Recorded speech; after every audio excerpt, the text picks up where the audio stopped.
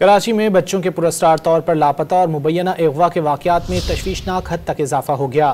رواں ماہ مختلف علاقوں سے مبینہ طور پر اغوا 3 لڑکیوں سمیت 7 بچوں کا تاحال سراغ نہ مل سکا، جبکہ اورنگی ٹاؤن اور سر سید ٹاؤن سے لاپتہ 2 بچوں کا سراغ لگا لیا گیا۔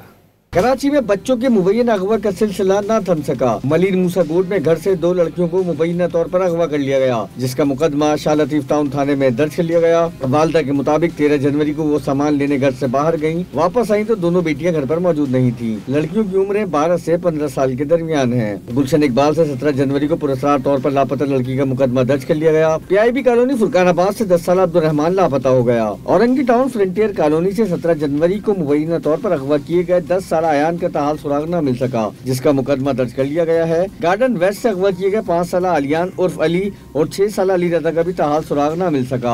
اورنگی ٹاؤن فرنٹیئر کالونی سے لاپتہ 14 سالہ مبشر آگرہ تاج کالونی سے مل گیا۔ سر سید تھانے کی حدود سے لاپتہ 4 سالہ بچی بھی مل گئی۔ شہر میں اچانک بچوں کے پراسرار طور پر لاپتہ ہونے اور مبینہ اغوا کیے جانے کے واقعات میں تشویشناک حد تک اضافہ ہو گیا ہے۔